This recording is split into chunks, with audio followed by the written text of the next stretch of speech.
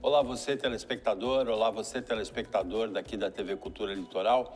A partir de agora você acompanha a edição desta quarta-feira do Opinião 2.0. Vão analisar as notícias com você os advogados Marcelo Pavão e Ronaldo Serápicos. O Pavão também é jornalista. Você faz parte desse nosso time de comentaristas de primeira qualidade aqui do Opinião 2.0. Você manda para a gente opinião e também informação por mensagem de texto para o WhatsApp 13 99607 7011 ou para o Facebook Sistema Norte. Serápicos, boa tarde. O que você tem a dizer para a gente sobre a pandemia? Os números de Santos são assustadores, os números da Baixada Santista são assustadores. Na Baixada, 25 mortes nas últimas 24 horas registrados. É um número muito alto, o maior desde 12 de outubro. No Brasil, também o maior número desde 21 de agosto. Boa tarde.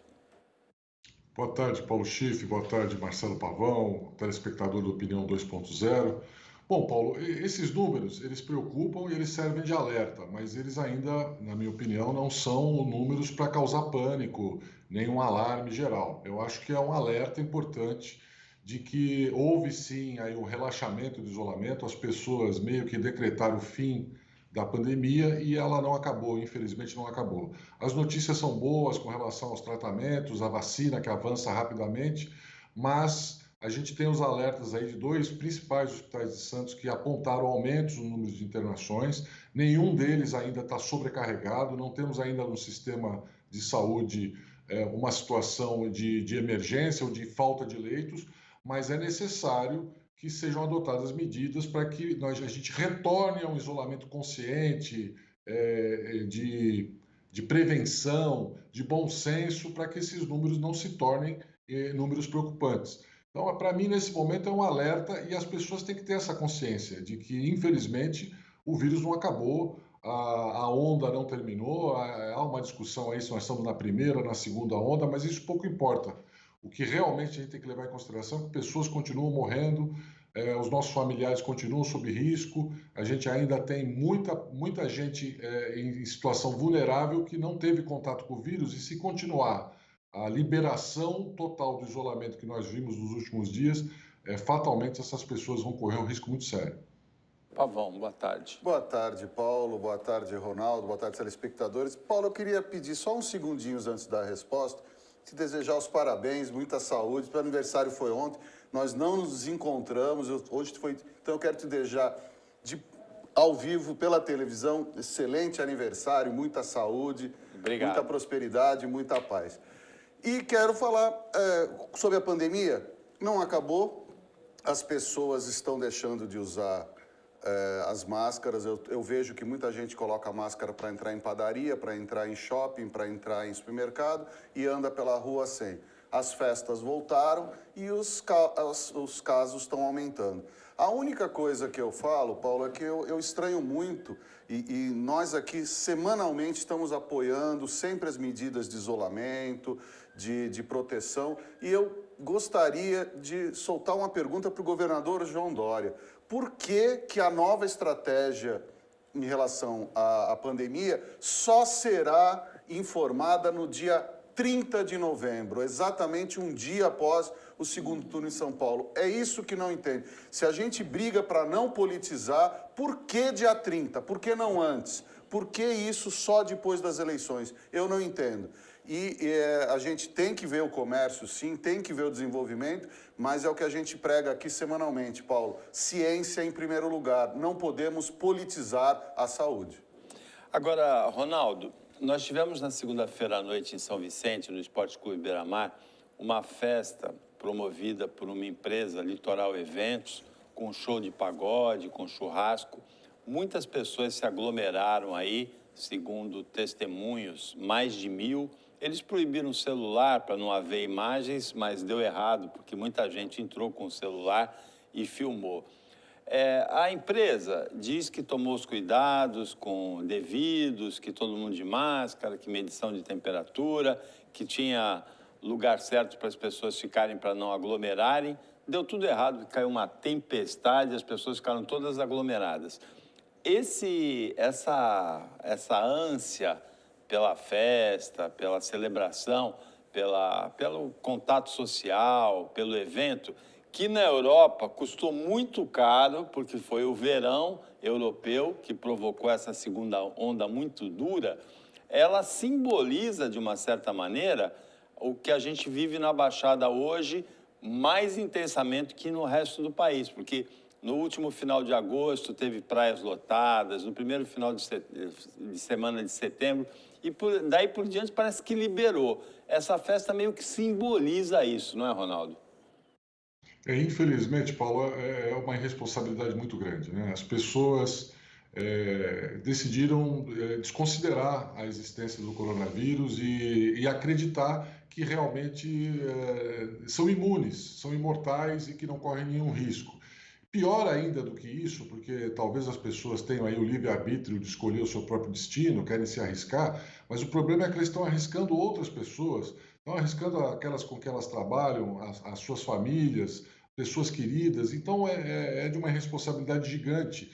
Mas também, Paulo, é fruto de desinformação, é fruto dessa politização que aconteceu no combate ao vírus, que o Marcelo Pavão comentou aí. Estranha mesmo a posição do governador de tomar providência somente após as eleições. Já tinha acontecido no primeiro turno, né? O adiamento do Plano São Paulo, quando deveriam ser reavaliadas as questões restritivas, foi feito somente depois do primeiro turno, e agora, somente após o segundo turno, é que nós vamos ter uma definição completa.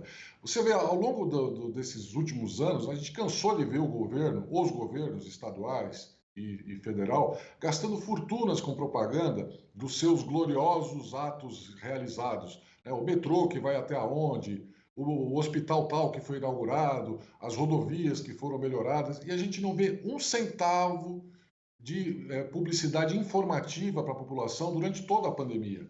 Ninguém se preocupou em informar adequadamente as pessoas, fazer aquelas campanhas educativas, explicar o que é o coronavírus, o que já aconteceu até agora, quais são os riscos que nós continuamos correndo, quais são os próximos passos. Nós estamos próximos da solução, estamos longe, o que está acontecendo de verdade com essa vacina? Então, há uma desinformação e as pessoas acabaram tomando a sua decisão independente da situação real, do que a ciência diz a respeito dessa pandemia. E como o Marcelo falou, a gente tem que acreditar na ciência, mas a desinformação, para mim, é que levou a essa irresponsabilidade generalizada. Esse caso de São Vicente, infelizmente, não é isolado, tem acontecido muito e vai acontecer no verãozão que está chegando aí. Nós temos agora as festas, a gente sabe que uma grande parte da contaminação é feita dentro das próprias famílias, as famílias se reúnem, daqui a pouco você vê lá 10, 12 pessoas da mesma família contaminadas. Então agora com Natal, Ano Novo, a possibilidade da gente ter um retorno forte das contaminações é muito grande, infelizmente. O símbolo dessa falta de cuidado, dessa negligência, desse relaxamento, foi o embarque da delegação do Santos para Ceará há 15 dias atrás.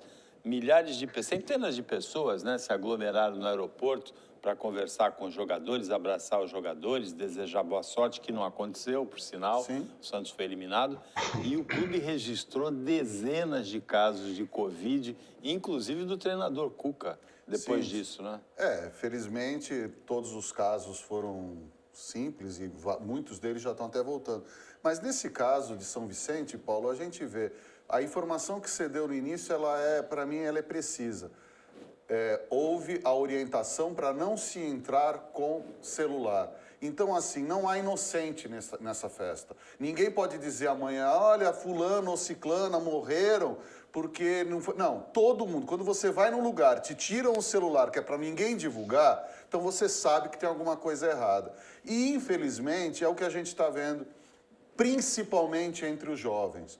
As pessoas estão fazendo, às vezes, porque, eu quero tomar cerveja de qualquer maneira. E eu falei já aqui, 2 dos meus grupos, tanto da faculdade de Direito quanto do colégio, resolveram se juntar para tomar cerveja, porque não se viam faz tempo.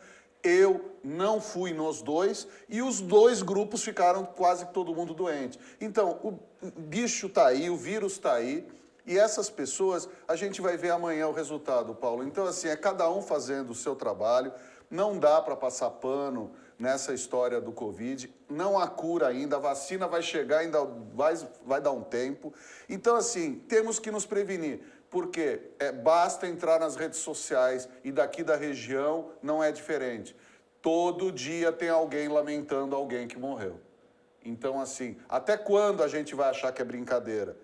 Até o dia que um de nós ou um parente próximo vai chegar e vai falecer? Então não adianta, gente. Temos que nos resguardar, temos que manter distância, álcool em gel, lavar as mãos, máscara, porque é a única defesa que a gente tem. É verdade, é a única defesa que a gente tem. Nós vamos fazer uma correção, uma retificação de alguma coisa que foi falada ontem aqui.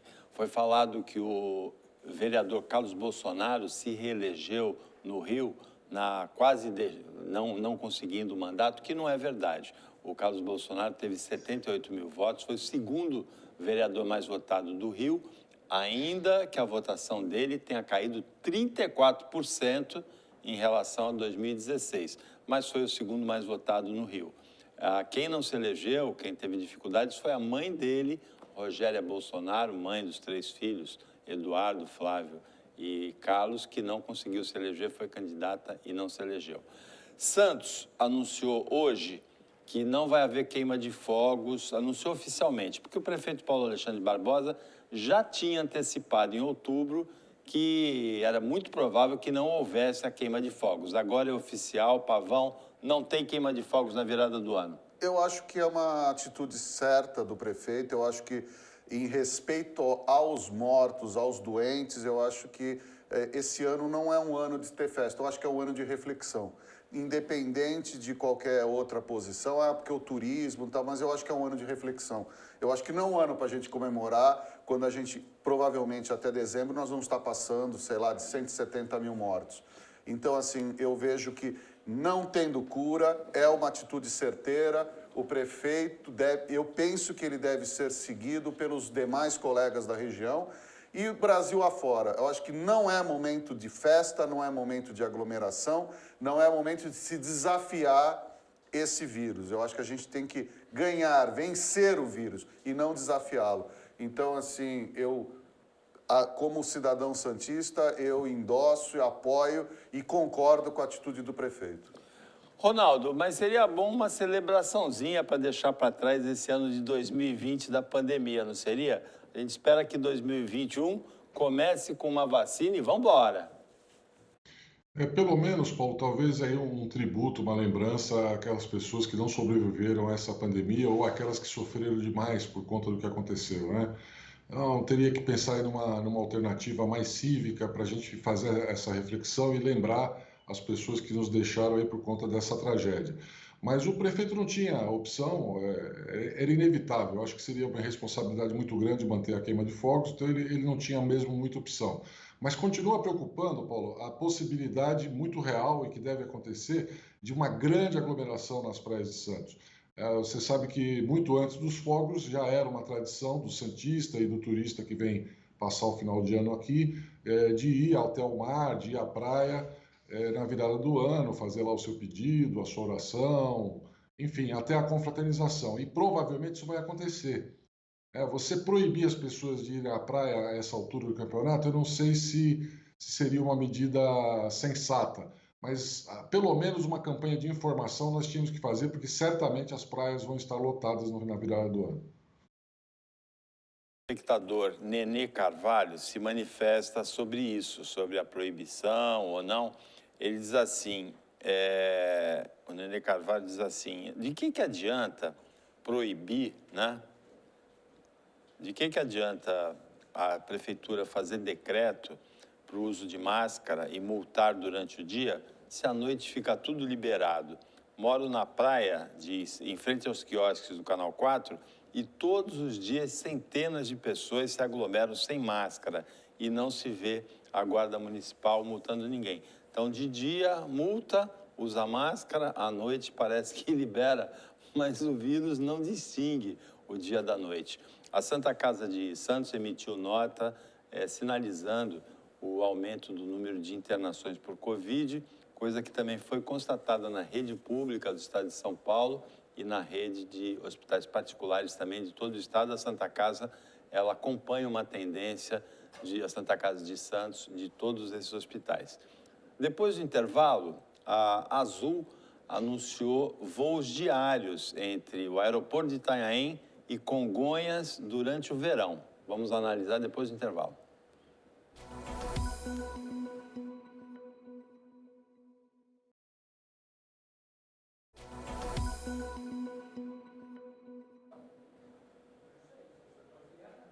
A telespectadora Nenê Carvalho tem toda a razão. De dia, o controle é mais rigoroso que à noite. À noite, a gente vê muita gente sem máscara em lugar em que só pode ficar com máscara. Porque aí dá aquela desculpa, estou comendo, estou bebendo. Foi a mesma desculpa que o prefeito de Santos deu, né? Foi flagrado sem máscara. né? Sem máscara na escola de samba, abraçando. Sambão. Só tirei e tal. Ele falou, só tirei para beber. Ele só não explicou, o Paulo Alexandre só não explicou que ele bebe dançando, pulando, né? Realmente. Ronaldo Serápicos, da Azul, a Azul Conecta, né, uma subsidiária da Azul, anunciou voos diários, aviões pequenos, né, entre Congonhas e Itanhaém. Você acredita que possa dar certo essa linha? Porque Itanhaém é separada por uma estrada do núcleo da Baixada, desse núcleo mais próximo de Santos, Cubatão, São Vicente, Praia Grande, Guarujá, também de Bertioga. Mas é próxima do litoral sul, onde tem uma grande frequência de moradores da Grande São Paulo e de cidades vizinhas, como Sorocaba, Campinas. Será que dá certo isso, esse voo Congonhas e Itanhaém? Eu acho que sim, Paulo. Tem tudo para funcionar. E porque ela gera desenvolvimento econômico. E o desenvolvimento econômico, ele propicia a realização de infraestrutura. Então, você vai ter obras de infraestrutura, havendo desenvolvimento, você vai ter as obras de infraestrutura naturais, melhoria das estradas, da ligação, a integração maior do litoral sul e chegando a Santos. Então, o Itanhaém tem tudo também para ser um porto que sirva aqui a região metropolitana mais próxima de Santos. Tem que haver um início de atividade para a gente poder sentir, evidentemente. Não é o momento ideal, porque o turismo está um pouco prejudicado ainda, mas você tem que começar. E você sabe que essa cadeia de aeroportos, através de um país, ela gera desenvolvimento econômico, ela gera integração, ela gera mobilidade. Você vai nos Estados Unidos, qualquer cidade que tem importância econômica na faixa de 200 mil habitantes, ela tem um aeroporto. Então, isso cria riqueza. É necessário que a gente tenha aeroportos em várias outras cidades do interior de São Paulo.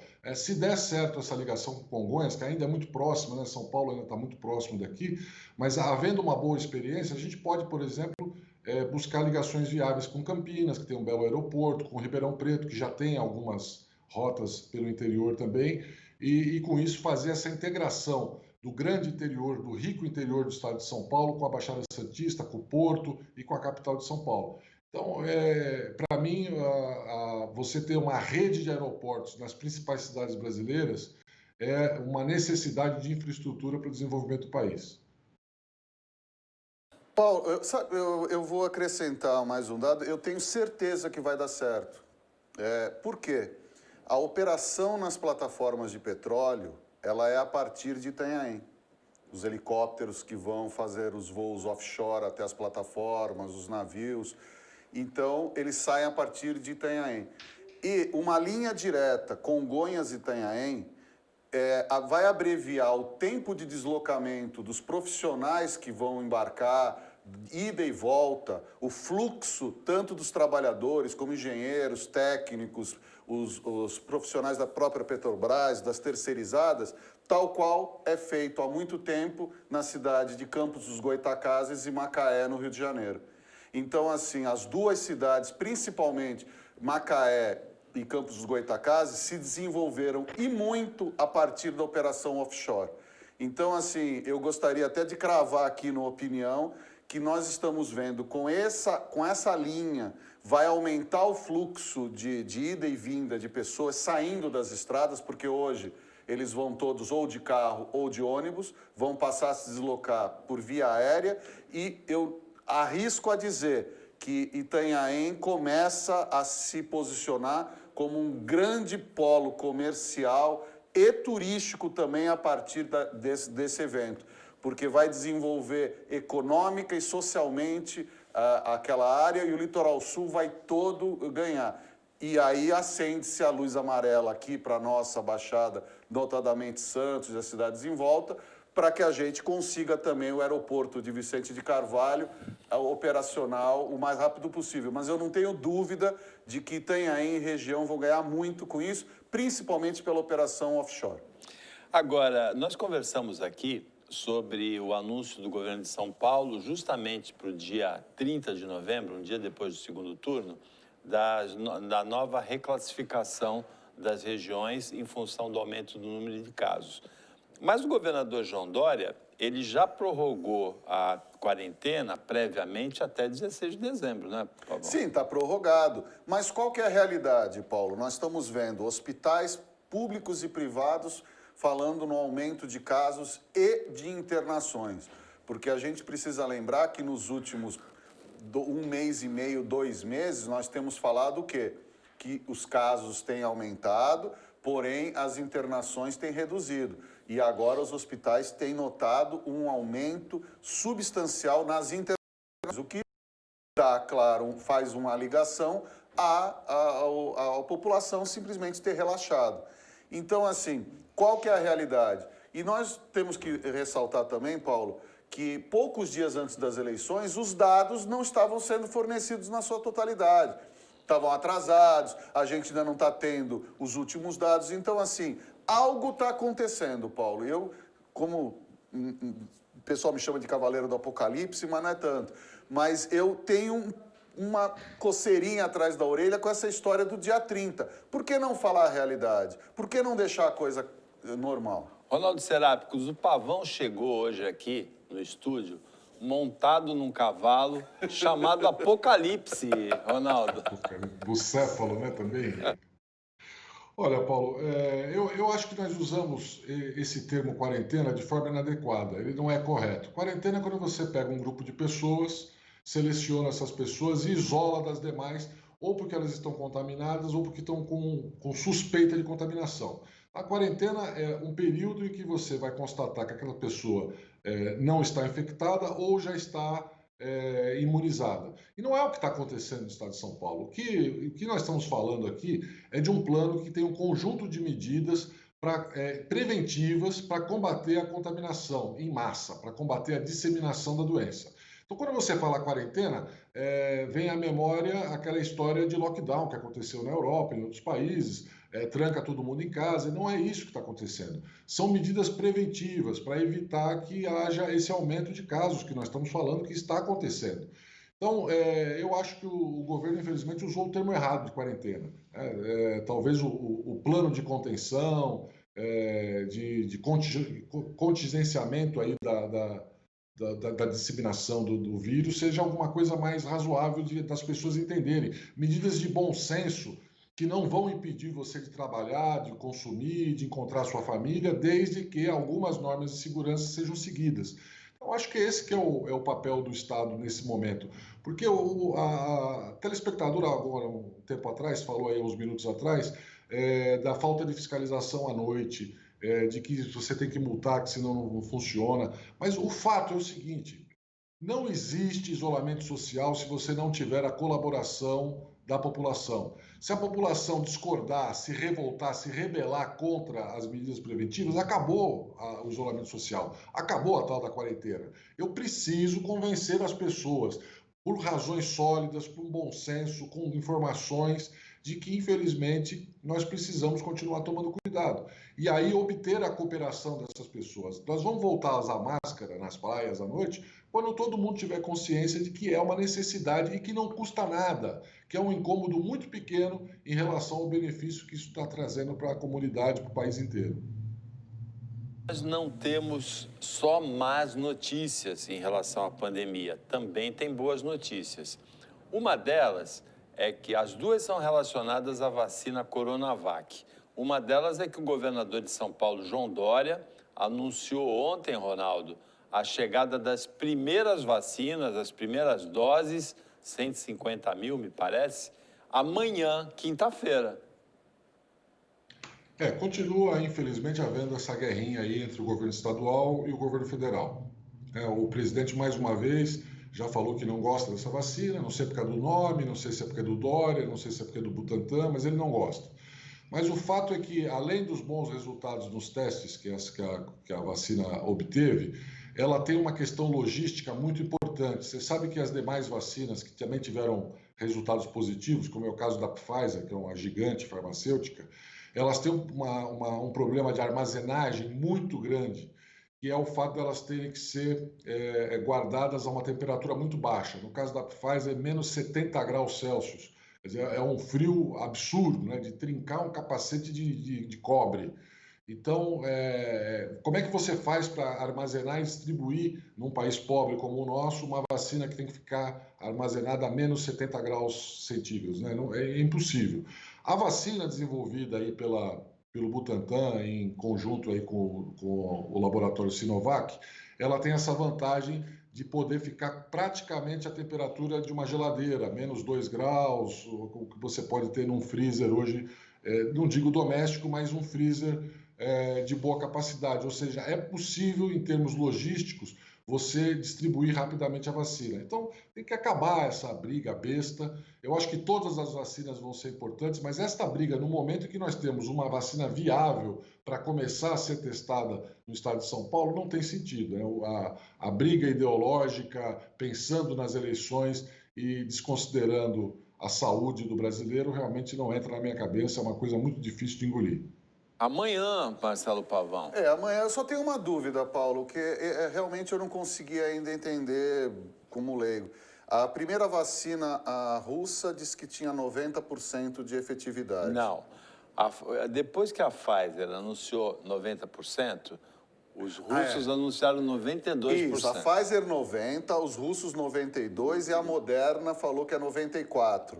Então, assim, a gente espera até chegar a 100% ou toma? Isso, a única dúvida que eu tenho é essa. Não, vamos tomar a vacina. A eficácia é a outra boa notícia, né? Da vacina da Coronavac, os testes das fases 1 e 2 foram feitos na China. O Butantan participa dos testes, tem a parceria a partir da terceira fase, que é quando o número de voluntários é muito grande. Mas os estudos das fases 1 e 2, eles foram publicados ontem na revista The Lancet. E aí, para ser publicado na revista The Lancet, é porque esses estudos foram revisados, acompanhados pelos melhores especialistas da área no mundo, especialistas internacionais. Qual é o resultado? Imunização 28 dias depois da aplicação da primeira dose e eficácia de 97% dos casos. Tudo indica que a vacina é boa, né, Ronaldo? Sim, sim. E esses testes, Paulo, são preliminares, controlados. Com certeza a vacina continua progredindo, vão continuar acontecendo avanços. Novas descobertas devem vir para tornar essa questão da logística que nós falamos aí mais viável, né? Diminuir a temperatura, a necessidade de resfriamento tão grande e principalmente baratear custos para que a população toda tenha acesso e todos os países do planeta possam estar aplicando. Não adianta aplicar só no Brasil, porque nós precisamos do comércio internacional. Brasileiros têm que ir para o exterior e estrangeiros têm que vir para o Brasil. Essa é a volta à normalidade. Então, eu acredito que em pouco tempo a gente chega no 100%, mas é um feito histórico na ciência. Em tão pouco tempo a gente tem uma vacina 97% eficaz, e não tem sentido haver briga ideológica, política, em se tratando de um assunto tão importante que leva em consideração vidas humanas. 97% já é extremamente aceitável para que a gente inicie uma primeira fase de vacinação. Tem uma discussão aí a respeito da obrigatoriedade ou não, que eu acho que é um assunto que merece sim ser debatido, mas nesse momento, inicialmente, nem tem vacina para todo mundo, não há o que se falar em vacina obrigatória, é até uma discussão irrelevante nesse momento. O que a gente precisa é começar a fazer os nossos testes aqui mesmo, com a população normal, principalmente com esse primeiro lote que está chegando. A vacina desenvolvida pelos chineses e o Butantan entrou na terceira fase, é uma vacina mais barata porque é um método já conhecido, é o vírus inativado. Sim. diferente da vacina AstraZeneca, em que é o vírus desenvolvido, sintetizado em laboratório, né? Para simulação do vírus. Por isso que é uma vacina mais cara, além do que o Ronaldo tocou muito bem, né? Essa questão logística para o Brasil, um país de dimensão continental, dos menos 70 graus Celsius, da vacina de Oxford, praticamente inviabiliza. Inviabiliza. Né? E eu sou da época, Paulo, porque muita gente, inclusive, hoje fala da obrigatoriedade ou não, mas quando eu era moleque, minha mãe pegava pela mão, você vai tomar vacina, não tinha acordo. Eu sou da época que você vai tomar e pronto. E era uma época que muita gente, era a ditadura, era a ditadura. Então, assim, os defensores de um governo militar que são contra a vacina, eles deveriam se lembrar desse lado, que era obrigado sim a tomar vacina, ia lá para o posto, porque não tinha essa história, eu sou contra, vai tomar. E quem é dessa época, quem está na faixa assim, dos seus 50, mais 40 a mais, vai ter essa marquinha aqui no ombro, no braço aqui das vacinas. Então tem que tomar vacina sim. Essa é uma discussão estéril, essa discussão da obrigatoriedade ou não da vacina. Primeiro, porque mais de 90% dos brasileiros querem essa vacina. E segundo, que você não precisa obrigar. Mas se você não quer tomar vacina, não toma. Mas você não se alista militar, você não tira o passaporte, você não pode sair do seu estado. É muito fácil conduzir a pessoa a tomar vacina, e deve ser conduzida, porque não é um bem para ela mesmo, individual, que ela faz. Ela faz um bem para ela e para toda a coletividade quando ela toma a vacina e evita a contaminação de outras pessoas, evita a propagação do vírus. Depois do intervalo, uma notícia que nem precisava notícia, né? A mais previsível das notícias. O Celso Russomano anunciou apoio ao candidato Bruno Covas no segundo turno em São Paulo. E o PT anunciou apoio ao candidato Guilherme Boulos. É notícia isso? Depois do intervalo a gente comenta.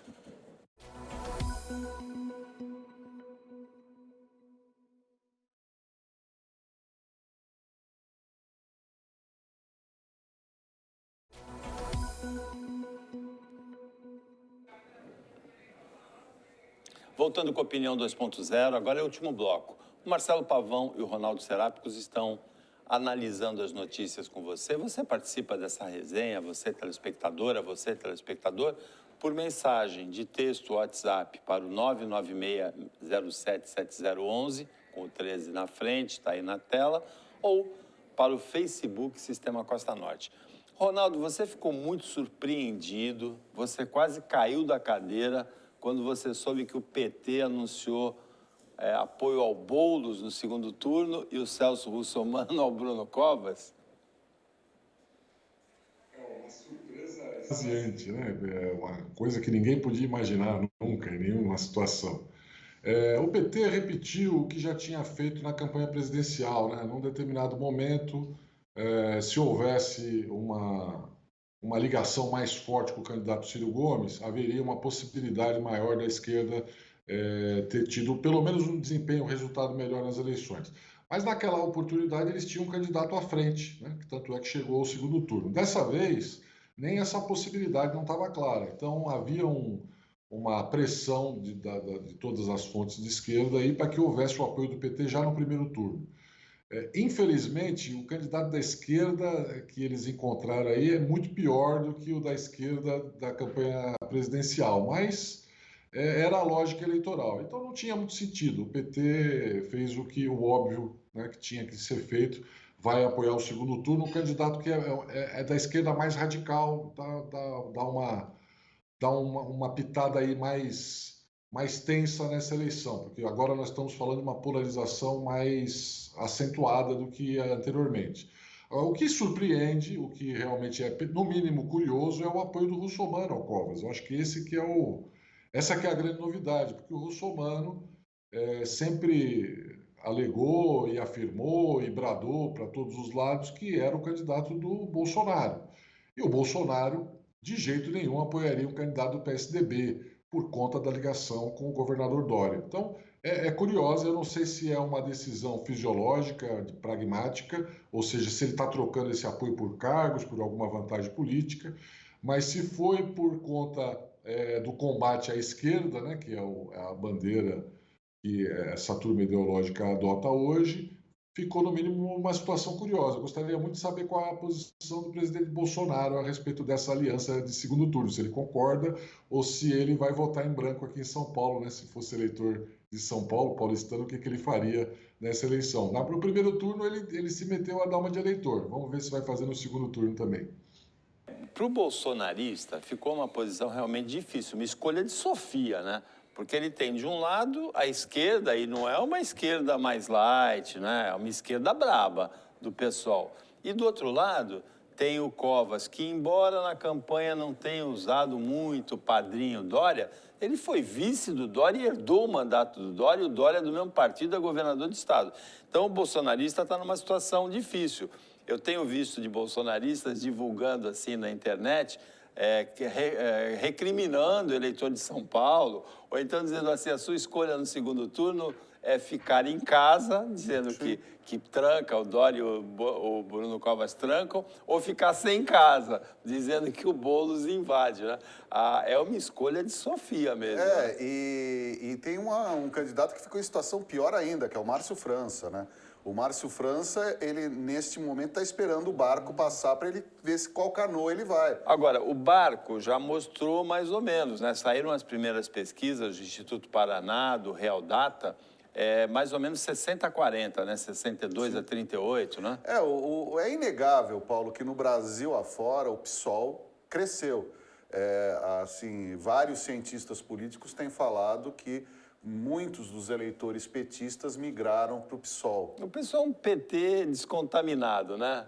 Ainda meio fora daquelas... Mas sem a contaminação da corrupção, né? Exato. Então, assim, agora, também é inegável que o candidato Boulos, caso não venha a vencer as eleições, ele não sairá derrotado, porque é uma votação substancial que ele teve e provavelmente, ainda que 40% se mantiver, vai ser uma votação muito maior do que para muito candidato ao governo em vários estados do país. Então, assim, o PSOL, ele se levanta como uma voz da esquerda, né? E os bolsonaristas, eles estão, ou eles votam em Bruno Covas, não há solução, ou eles fazem um movimento pela abstenção, e aí eles vão dar um recado.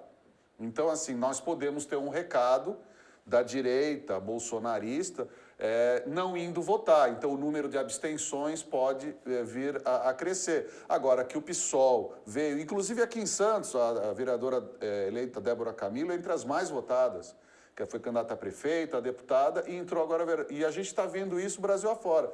Então, houve uma readequação, vitória de vários partidos do Centrão, que a gente não pode...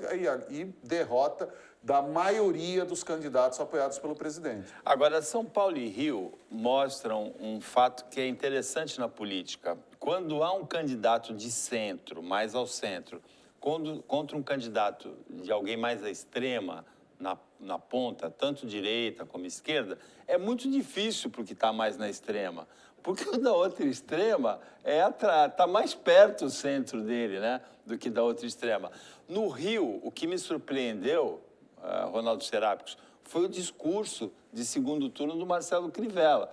Ele me pareceu muito limitado, dizendo que ele vai buscar os votos onde ele já teve os votos, entre os evangélicos e no bolsonarismo. Isso também explica a pesquisa que mostra ele indo um crescimento muito pequeno de intenção de voto para o segundo turno, de 22 para 29, levando uma surra de 70% a 30%, de 71% a 29%, ele com a caneta na mão, não é, Ronaldo? A situação do Crivella lá no Rio é bem diferente, é uma situação mais delicada. Houve um segundo turno justamente porque ele tem a máquina, porque ele tem uma parte do eleitorado fiel que não fez a análise do seu governo, simplesmente preferiu aquele candidato.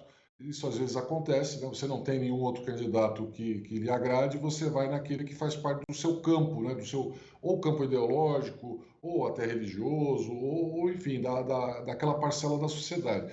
Então ele tem uma dificuldade muito grande lá no Rio de Janeiro nesse segundo turno, provavelmente não cresce, a não ser que encontre alternativas, que mostre um novo plano para o Rio de Janeiro, que aponte acertos que ele pretende fazer a partir do próximo mandato para corrigir vários erros que ele cometeu nessa daí. Agora, em São Paulo, que é uma situação que, como eu falei, mais curiosa e mais perigosa, Paulo, porque se houver essa abstenção que o Marcelo está falando aí dos bolsonaristas ou daqueles no campo mais à direita, a gente corre o risco de ter a eleição do Boulos em São Paulo. Porque a primeira pesquisa que saiu no segundo turno me surpreendeu. A quantidade de eleitores que o Boulos tem no segundo turno mostra um crescimento significativo. Quer dizer, muita gente que no primeiro turno não votou nele está pensando na possibilidade de votar. E aí o bolsonarista fica naquela situação que nós ficamos quando tinha PT Bolsonaro. E aí, o que eu faço? Não voto e deixo o PT continuar no governo?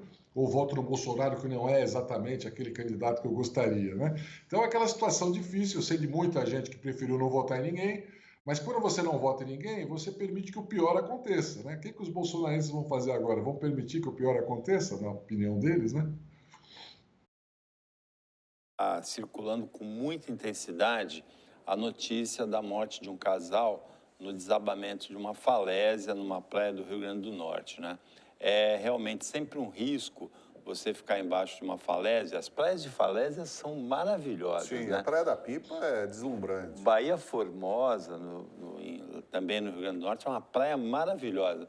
Mas existe sempre o risco, porque a falésia ela recebe o impacto das ondas que vão solapando a base e pode haver, às vezes tem uma ocupação também em cima, pode haver a queda como aconteceu nesse caso. A sinalização, obstáculos para ficar nesse lugar tão arriscado deveriam ser melhor organizados, né? Sim, e essa tragédia, é assim, a história desse casal e do filho deles é uma história linda. Eram dois jovens, né, 32, 33 anos, ou assim, tanto ele como ela. E esse rapaz, ele tinha um alto cargo numa empresa, ele largou tudo depois que a mãe faleceu, ele pegou a cachorra, uma Kombi e saiu viajando pelo mundo, pelo tudo quanto é lugar do Brasil, da América Latina, e depois ele passou lá pelo Natal, ali, Rio Grande do Norte, conheceu essa moça, montaram uma pousada e foi uma fatalidade, porque eles eram defensores da natureza, eram um ecoativista, diz que a pousada deles era uma das mais bem avaliadas e foi realmente uma fatalidade. É o que você falou, Paulo, é uma questão de... Eles estavam ali para se proteger da sombra, do sol, né? Eles estavam à sombra.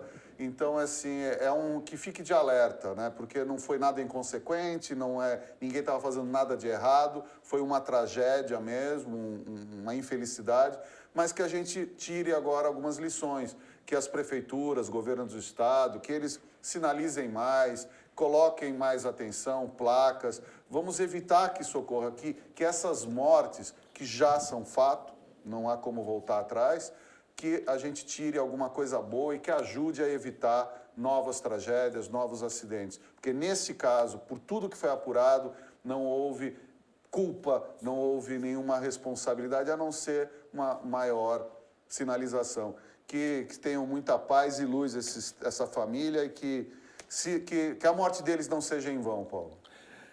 Ronaldo, às vezes o risco está do lado da beleza, né? Paulo, uma fatalidade triste demais, né? E improvável, porque a chance de uma falésia desabar é pequena, mas existe. Agora, a chance dela desabar no momento em que uma família dessa forma está ali, naquele local, naquele exato momento, é de 1 em milhões, né? Porque a falésia, ela um, um objeto geográfico, né, uma situação geográfica que levou milhões de anos para a natureza produzir. Ela foi sendo desgastada pelo mar durante milhões e milhões de anos para ter aquele aspecto lindo, né, maravilhoso que ela tem. Então, existe chance de acontecer, mas uma chance que acontece a cada milhão de anos. E a chance de você estar ali naquele momento é insignificante. Então, é o destino, a providência divina, foram chamados, eu não sei. Então, quem tem uma crença mais forte vai entender um pouco melhor isso. Agora, realmente, talvez informação para as pessoas de que existe essa possibilidade seria útil, como o Marcelo bem apresentou aí, mas é uma daquelas coisas que não dá para ser prevista. 9 marcas de azeite extra virgem tiveram a comercialização proibida pelo Ministério da Agricultura ontem.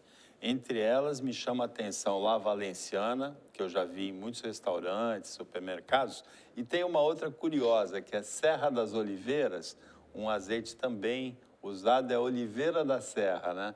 Então, é fácil de confundir. Oliveira da Serra, está tudo bem com ele. O Serra das Oliveiras é que está proibido, né? É complicado uma notícia dessa, né? Tirar do mercado nesse momento. A gente estava falando desde o início do programa, Paulo, que ciência, política, vacina, não vacina, máscara, não máscara, de repente a gente tem assim várias marcas de azeite sendo tirado. Que azeite que a gente vai consumir? Então, assim, é complicado. Toda vez que vem, eu lembro muito quando teve a questão do leite. Então, as marcas, o leite está contaminado, então não pode, na época era Parmalat, aí todos, tira todo mundo, aí acabou. De repente parou de se falar isso. Então, assim, é uma coisa que precisa ter muito eco para a gente se informar, porque senão o pessoal começa, que nem você falou, Serra da Oliveira, Oliveira da Serra, então não vamos consumir os dois. E aí a gente prejudica o produto, o que não é nada saudável. Serra das Oliveiras pode, Oliveira da Serra, aliás, Serra das Oliveiras não pode, até eu confundi, e Oliveira da Serra pode. Agora, Ronaldo, na semana passada, nós comentamos aqui aquele comunicado da Diretoria de Segurança Cibernética do governo dos Estados Unidos, dizendo que 2020 tinha tido a eleição mais segura e honesta da história dos Estados Unidos. A previsão que a gente fez foi de um festival de demissões nesse departamento. O presidente, o chefe da nação, diz que foi roubado, que teve fraude, e o Departamento de Segurança Cibernética dele vem com esse comunicado. Ontem, o Donald Trump demitiu o diretor. Como diz a garotada, demorou, não é? Olha, Paulo, o presidente, quase ex-presidente Donald Trump, ele é praticamente uma caricatura, né? Um sujeito que chegou ao poder por um acidente histórico, uma coisa que, infelizmente, os políticos americanos não perceberam uma ansiedade do povo americano, não conseguiram ter esse feedback, né, essa informação, não perceberam que o povo queria um pouco mais de patriotismo, um pouco mais de protecionismo, e aí permitiram que um sujeito desse tipo, né, com todos esses defeitos, chegasse à presidência do país mais importante do planeta. Mas seria até engraçado mais uma confusão, né? Mais uma atrapalhada do presidente Trump, né? Faz a trocadilho com o próprio nome o tempo todo, se não fosse tão perigoso para o resto do país, para o resto do planeta, a forma como o Trump faz política, porque ele transformou isso numa escola que está sendo imitada em vários países do mundo, inclusive aqui no nosso, inclusive no Brasil, que é a seguinte: quando o discurso não me agrada, é fake news, é mentira. Quando o meu adversário se sobrepõe a mim em qualidades, em vantagens, eu invento mentiras a respeito dele e dissemino na rede social. Eu desqualifico, eu invento, eu crio a teoria da conspiração. Então, tudo isso está virando marca registrada de alguns políticos em vários lugares do mundo. Colocar em dúvida o sistema eleitoral é uma coisa que você vai ver acontecer em vários países, inclusive no nosso, nas próximas eleições. Todo mundo que perder a eleição agora vai dizer que foram os hackers, que é fraude, que os mortos votaram. E aí, quando aparece alguém que fala, olha, eu verifiquei os dados, cheguei à conclusão que foi uma eleição segura, o cara é mentiroso, é canalha, é esquerdista, é comunista, demite ele. O cara era ótimo até semana passada, agora é traidor. Então, essa nova forma de fazer política do Donald Trump é um risco para o planeta inteiro, porque se isso virar moda, com essa história hoje de redes sociais, que as pessoas acham que a rede social é mais importante que a ciência, que o que está escrito no Facebook é mais importante do que saiu numa revista científica, num jornal de credibilidade, ou num livro escrito por uma pessoa que entende daquele assunto, nós corremos sempre o risco de ter uma parcela, pelo menos uma parcela da população, acreditando na mentira, acreditando na desqualificação, acreditando na conspiração, na mentira deslavada para se agarrar ao poder a qualquer custo, que é o que ele está fazendo. No final, os memes que existem hoje aí na internet, né, que ele está se arrastado da Casa Branca na cadeira, em cima da mesa dele, é o que vai acontecer. tivesse. fora Não, dos Estados Unidos. Eu queria ser o oficial de justiça, chegar no dia 19 de janeiro e falar, você está demitido. Agora, veja, a Alemanha apanhou de 6-0 da Espanha, e isso a gente vai conviver nas redes sociais por muitas semanas, né? A Alemanha que ganhou de 7 do Brasil, o Bayern alemão que ganhou de 8 do Barcelona. Chegou o dia da Alemanha ontem, a seleção mais poderosa do mundo, apanhou de 6-0, o que significa que ninguém é invencível, né? Ninguém é invencível, mas não precisava ter vencido o Brasil aqui no Brasil, gente. 6-0 foi duro para a Alemanha ontem. Chegamos ao final do jornal Opinião 2.0, edição desta quarta-feira. Quarta. Agradecendo Marcelo Pavão, Ronaldo Serápicos, e agradecendo a equipe técnica de jornalismo e a você que acompanhou a gente. Até amanhã, nesse mesmo horário, aqui na Cultura Litoral, de 15 para 1, e uma ótima quarta-feira para você que você merece.